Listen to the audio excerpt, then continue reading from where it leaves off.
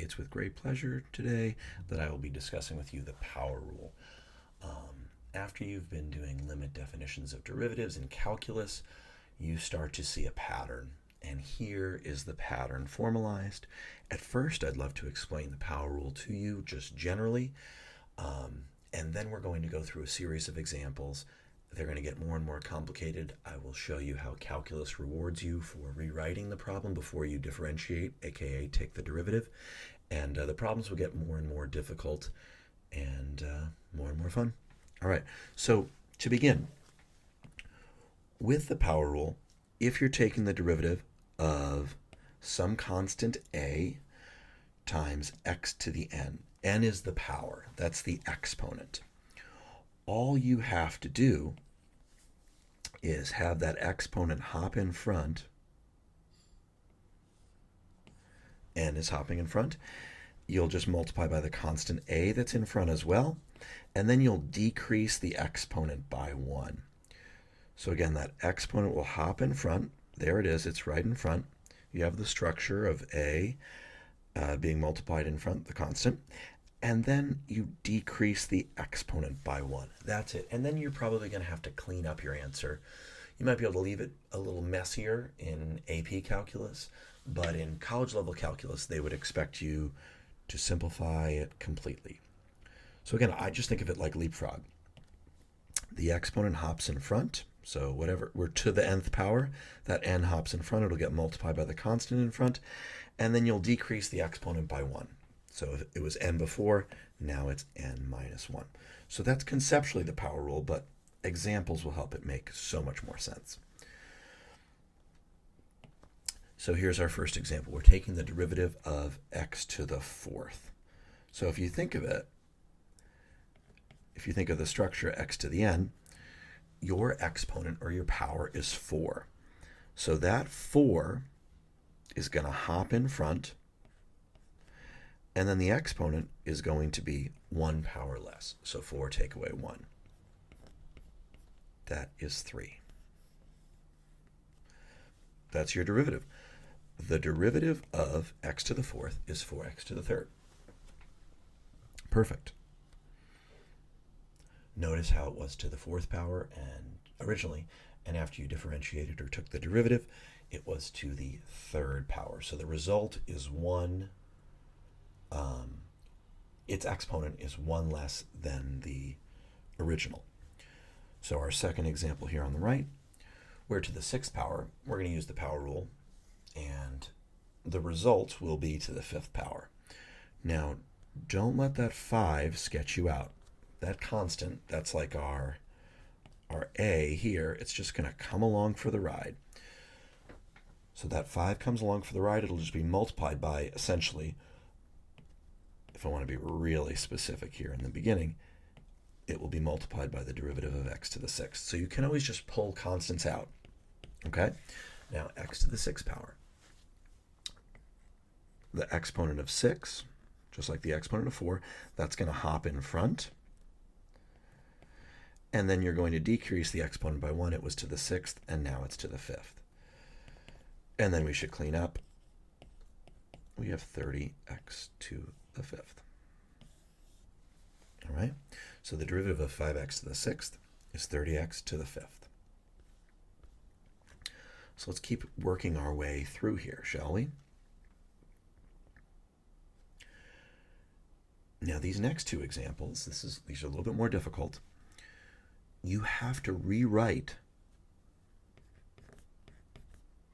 the function that you're differentiating before you take the derivative. So you have to be really comfortable and confident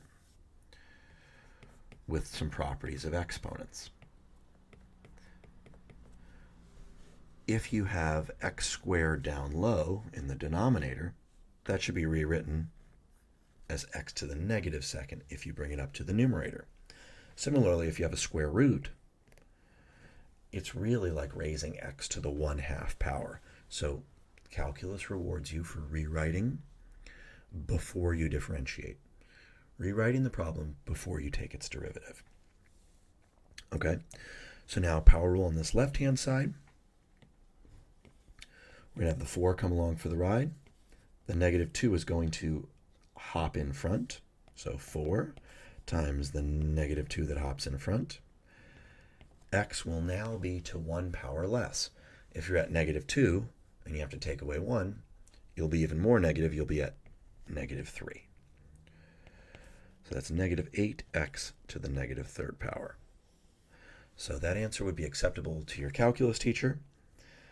However, it does look kind of nice for you to apply those properties of exponents again and put the x to the negative 3rd in the numerator to put it down in the denominator and change it to a positive exponent. So the derivative of 4 divided by x to the second is negative 8 over x to the 3rd. On the right-hand side, we rewrote x to the 1/2. We wrote the square root of x as x to the 1/2. So now that 1/2, that's the exponent, that's your n, if you will, that's going to hop in front. And then you're going to decrease the exponent by 1. That's the power rule, folks. Now, you can do a little scratch work. If you have 1/2 take away 1, by the way, I have videos on fractions if you need a refresher. 1 is really just 2 divided by 2.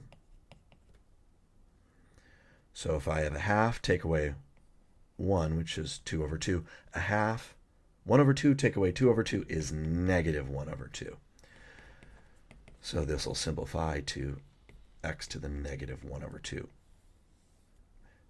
In AP Calc, that's acceptable, except sometimes in certain problems you'll have to rewrite it again because then you might need to simplify it or something once you evaluate or plug in for x. So there's a 1/2. And then the x to the negative 1/2, we can bring that down to the denominator and change the sign. That could also be written as 1 over 2 root x. Now that might be preferable because you still need to remember that it stands for a square root. It was just in the denominator.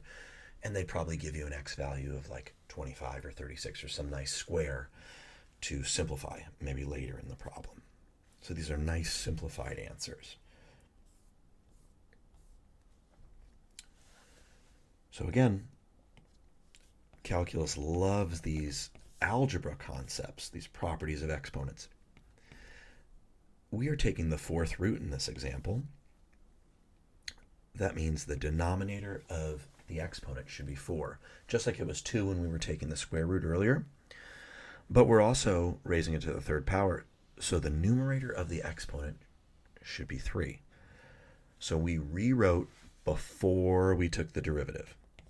All right, well, power rule, the exponent of 3/4 hops in front, and then x will be to the 3/4 take away 1. If you want to do a little scratch work, 3/4 take away 1, I'm going to get a common denominator of 4 over 4. 3/4 take away 4/4 is negative 1/4. That could also be written 3 over 4, and then we have a little 4th root of x downstairs in the denominator. The negative exponent brought that downstairs, and then we could rewrite it as a 4th root. Okay, again, in AP Calc, this answer is acceptable. Your calc professor probably wants the lower, more simplified answer. It's just a little bit more clear. All right. What's nice is this problem wasn't written as the 9th root of x to the 5th, but that is what it means. We can just have our exponent, our fractional exponent, hop in front, and then we're going to decrease this by 1. We have 5/9, and notice how we're doing this calculation a lot. 5/9 minus 1, we'll call that 9 over 9, just get that same denominator. 5 minus 9 is negative 4 over 9. So that answer is wonderfully fine for AP Calc. Or you could say I have 5 over 9. X to the negative 4/9, bring it down low. That'd be x to the 4/9 in the denominator, which is the 9th root of x to the 4 in the denominator. Again, it really depends on your teacher, but it's not going to hurt you at all to learn how to simplify a little bit more. I'm just trying to cover my bases. All right, again, we have a Constant coming along for the ride. The exponent of negative 2 hops in front, and then we'll decrease negative 2 by 1, so it turns into negative 3. That's negative 8x to the negative third. As far as our AP Calc students are concerned, we could also bring the x to the negative third down low and make it be x to the positive third.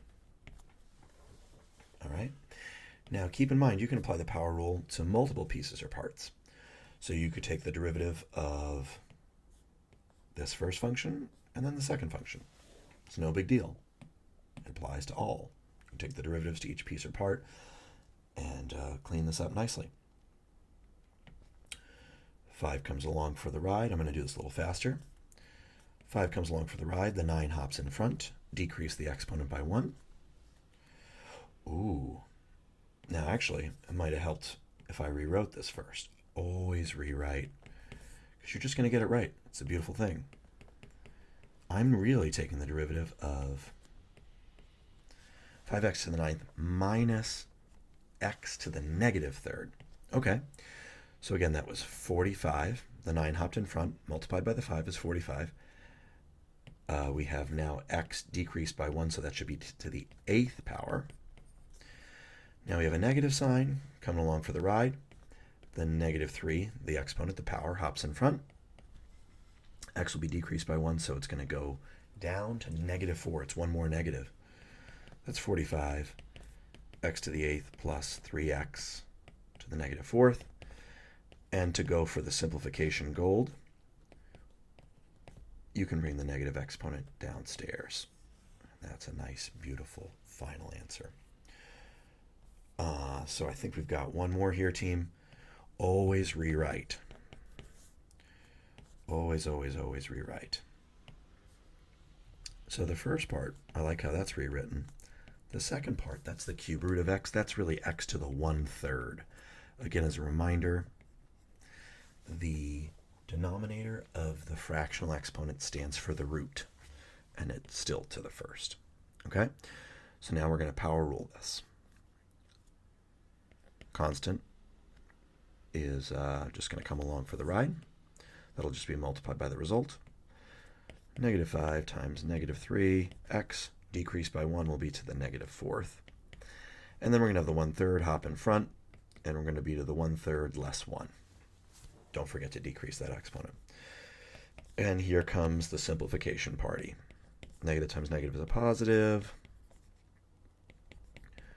Where 1/3 take away 1, take away 3/3 is the artist formerly known as 1. That'll be negative 2/3. So that's all well and good for AP Calc. But recognize that negative exponent can come to the denominator and become positive. The 1's up top, the 3 is down low. We could bring, it would be x to the positive 2/3 in the denominator, which is a cube root, and it's also squared. And there is our final answer. So again, just to reiterate some of the key concepts here. The constant's going to come along for the ride. The result, your derivative, should be 1 power less. And it's helpful to understand how to simplify, but you need to know the requirements of your course. Thanks for watching. Have a happy, healthy, beautiful day.